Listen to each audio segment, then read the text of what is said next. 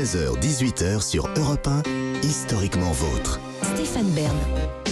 Chaque après-midi dans Historiquement Vôtre vient le moment de l'émission où je ne contrôle rien, c'est Bern to be live. Une séquence qui est très écoutée dans toutes les universités, par tous ceux qui étudient l'histoire, par les chercheurs aussi, mais eux, c'est juste pour voir leur idole Stéphane Bern se ridiculiser, s'il vous plaît. C'est pas vrai, je conteste cette version des faits. Arrêtez, ne décevez pas vos fans, Stéphane. On commence tout de suite le quiz. Je vous avais promis tout à l'heure des questions sur les présidents américains et ça va commencer avec vous, Stéphane. Lawrence Washington a été le père de Augustine Washington, qui lui-même était le père de George Washington, le premier président des États-Unis. Ces trois-là avaient une coutume. À leur mort, ils ont tous demandé à ce qu'on attende 2 jours avant d'être enterrés, puisque dans la famille, beaucoup vivaient à l'extérieur du pays. Le but de cette dernière volonté était de permettre à tout le monde de venir de loin livrer un dernier hommage. Est-ce que tout cela est vrai ou faux ? Bah, dites donc, elle vient de loin, cette question. Ouais. Hein. Moi, je crois pas.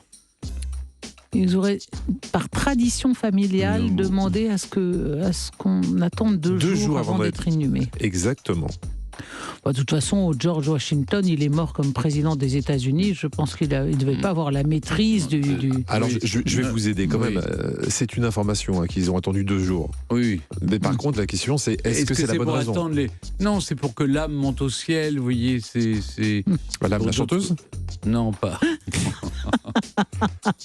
Mais dites donc, enfin, ils avaient la foi du charbonnier, ces hommes-là, et ils montaient au ciel directement. Ils n'avaient pas besoin comme Richelieu, vous savez. Écoutez, je ne crois pas que c'était pour attendre la famille qui venait d'Europe, vous voyez, comme c'est le cas aujourd'hui. En plus, à l'époque, 2 jours, ça aurait été juste pour venir d'Europe. Alors, mais attendez, si ça n'est pas ça, pour quelle raison ils auraient attendu 2 jours ? Parce qu'on n'enterre pas, on attend que l'âme monte au ciel. Oh, pas du tout, pourquoi ? Elle monte tout de suite, non ? Non, elle monte pas. Elle monte pas tout de suite. Non. Elle stagne dans la dépouille pendant 2 jours. Normalement, c'est 48 heures, un jour ou 2. Puis ça dépend s'il y a des bouchons aussi. Écoutez, vous saviez pas ça, vous ? Non, j'ignorais. Oui. Moi, je pense que c'est quand même assez crédible dans une époque où les gens, les familles habitent loin, qu'il faille attendre. Je sais pas, moi. Alors, vous diriez de dire oui. Pourquoi sinon attendre 2 jours ? Moi, j'ai jamais entendu ça, qu'il fallait attendre 2 jours. Peut-être vous faites peut-être du mal aussi. Moi, je dirais non. Vous dites non ? Oui, je dirais non. On regarde. J'ai peut-être tort. Vous avez gagné. Vous avez gagné. Seul George Washington a fait cette demande en fait, et pas toute la famille qui a fait ça. Et c'était pour une toute autre raison. George Washington a été taphophobe. Taphophobe, comprenez qu'il avait peur d'être enterré vivant. Les 2 jours, c'était pour être sûr et certain qu'il était bien mort. Oui, c'est vrai que c'était plus logique. Voilà. Vous voyez, j'ai bien fait de ne pas vous suivre là. Oui, tout à fait. Je sens un peu d'amertume chez Clémentine. Mais non. Mais elle va être ravie puisqu'elle va avoir elle aussi sa question sur un président américain. Donc on va rester en compagnie des morts américains au moment du décès de Nixon. Tous les journaux quotidiens américains ont évoqué le Watergate. Ou au contraire, aucun d'entre eux ne l'ont fait. Alors, ce qui aurait été d'une suprême élégance, c'est de ne pas l'évoquer le jour de sa mort, parce que ça a été quand même une tâche sur sa présidence. Est-ce que... ça c'est intéressant, parce que est-ce que la presse américaine a respecté la personne et zappé cet événement malencontreux de sa présidence, ou au contraire, est-ce que tout le monde n'a parlé que de ça ? Évidemment, moi je suis plutôt optimiste et je dirais que voilà, je crois à la nature humaine, je dirais que personne ne l'a évoqué. On vérifie. Vous avez perdu. Voilà, ça m'étonne pas. Vous savez ce que disait Honoré de Balzac, c'est que les belles âmes ont toujours du mal à croire à la noirceur des choses. Là, vous allez voir la noirceur. C'est donc très exactement le contraire, c'est que tout le monde en a parlé. Exactement, tous l'ont fait. Oui, mais en étant quand même dans leurs propos d'une extrême clémence. Voilà, ils en ont parlé, mais écoutez, je ne regrette pas de m'entêter dans le fait de ne pas vouloir croire à la noirceur des choses. Réélu en 72, le scandale du Watergate l'avait forcé à démissionner en 74. Le Watergate, pour ceux qui l'auraient oublié, ce fut un cambriolage au sein du Parti démocrate par 5 hommes qui se sont avérés être en lien avec l'administration présidentielle. Stéphane mène d'1 point. Une nouvelle question pour lui. C'est pas vrai. C'est pas vrai. Décembre 1945, Stéphane. L'heure est à la réconciliation entre les Français et les Allemands. Ferdinand Porsche, 70 ans, est invité à visiter les usines Renault. Ce dernier va offrir une dizaine d'automobiles allemandes à Pierre Le Faucheux, PDG de Renault. Vrai ou faux?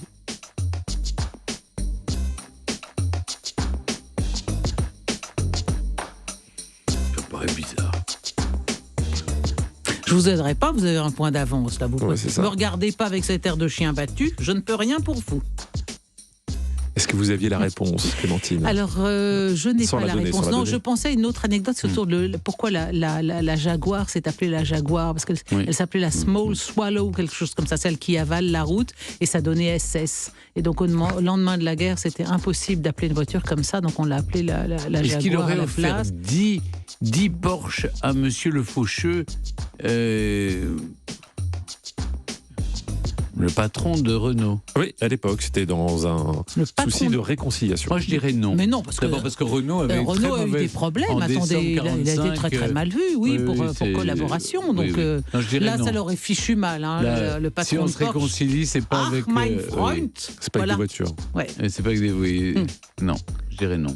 On vérifie tout ça. J'ai peur qu'il ait raison, malheureusement. Vous avez encore gagné. Oh, zut alors. Eh oui, l'ambiance était beaucoup moins cordiale car Ferdinand Porsche, invité à visiter les usines Renault, a été arrêté sur place pour crime de guerre Voilà. et il sera libéré grâce à une caution de 1 million de francs au bout de 20 mois de détention.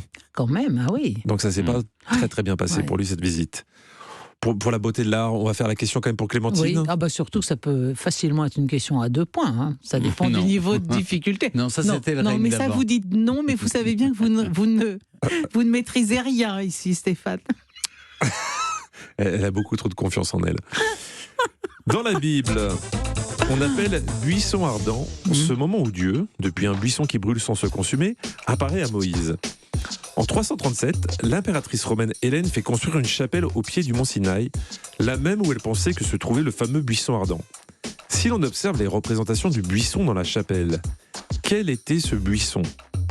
Était-ce un mûrier sauvage, un acacia touffu ou un tamaris rose?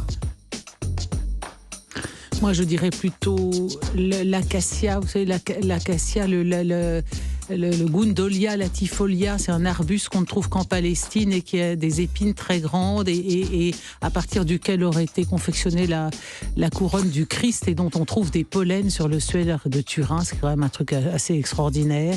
Donc moi, je pencherai spontanément, je vais peut-être me planter, mais je pencherai spontanément pour l'acacia. Et j'ai l'honneur de vous annoncer que c'est une question à 2 points.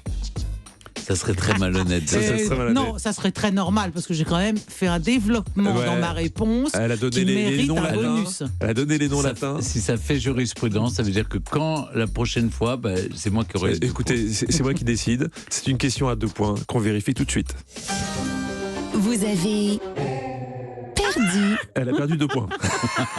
Elle a perdu 2 points. Alors c'était quoi, un Et mûrier c'était un mûrier Mais sauvage. oui, évidemment, mais ça, tout le monde le sait. Bien sûr, pas moi. Non, L'histoire pas du moi. buisson Moi, ardent évoqué dans le livre de l'Exode de l'Ancien Testament est considéré comme l'un des symboles les plus puissants de la Mais oui, bien manifestation sûr. de Dieu aux hommes. Non, le buisson ardent. Non, mais, On appelle ça mais une théophanie. regardez-moi dans les yeux, Je Stéphane. savais que c'était un murier. Est-ce que vous saviez que Oui, c'était je le savais. Je vous Mmh. promets. Ah, mais moi, vous j'en suis louchez. Non, mais je louche parce que ça c'est parce que vous pouvez pas vous moquer des déficiences physiques des gens.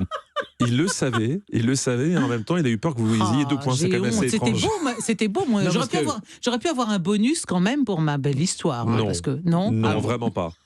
Vous avez perdu, Oh, Clémentine. bah alors je m'en vais piteusement. Mais on Honteuse retrouve- et confuse. On retrouve demain. Vous direz pas que je me plante maintenant. Promis. Voilà. À demain, Clémentine.